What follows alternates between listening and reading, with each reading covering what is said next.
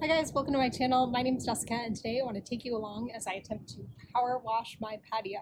This is the first time I've ever used a power washer, but as you can see, things have gotten pretty bad here, and so I'm willing to pretty much try anything. So I hope you'll enjoy as I power wash my patio. So first things first, I wanted to give you a close look at what I've got going on back here, and that is a lot of green moss and weeds growing up through my pavers. As I am editing this video now, I will tell you, you are going to be so stunned at how it looks once it's pressure washed. It looks amazing, so stay tuned for that. Now that it's done, I also have 3 tips for you if you're planning on power washing your patio. I think these 3 tips will make this so much easier and faster for you, so I'm going to share those as well. Okay, but first, before I get too far, if this is the first video of mine you're watching, welcome. My name's Jessica and I make videos about being a mom and being a frugal mom, basically how I save money in our daily life. So if you like saving money, hit the like button down below, hit the subscribe button down below. It really does help out my channel and it's 100% free. Who doesn't like free? So thank you so much in advance for doing that. All right, back to my patio and how I saved money. I bought this Ryobi 2000 PSI pressure washer for $75 on Facebook Marketplace. It's currently selling for $330 on Amazon, and I will leave a link to it down below if you're interested in checking it out. You can also rent an electric pressure washer for about $50 a day at Home Depot, but for $75, I thought this was a great deal and I can resell it if we wind up not using it down the road. Okay, so now onto my tips as you watch me actually power wash our patio.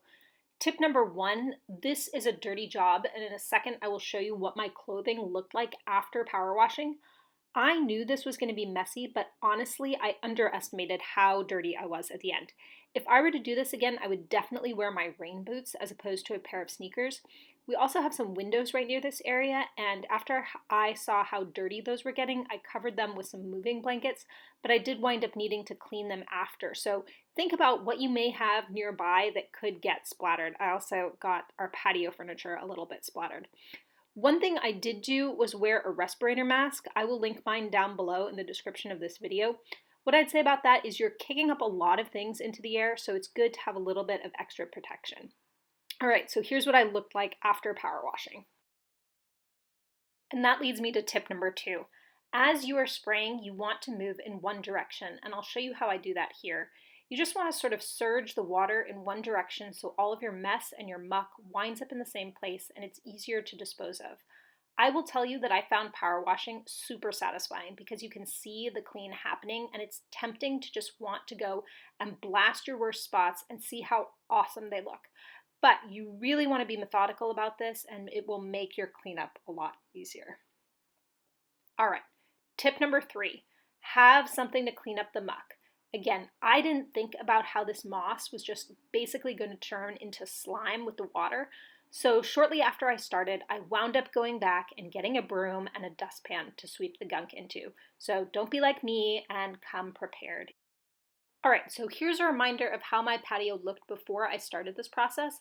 And I will say my dad was trying to be helpful before I got started on this project, and he did do some weeding between the pavers with a putty knife, so it looked a little bit better after that, and I showed the video of that at the beginning of this.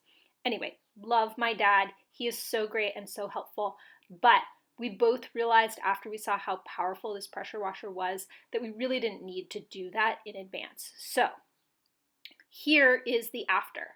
Look at that. Isn't that awesome? I swear I did not go to somebody else's patio to film this. It really looks that good.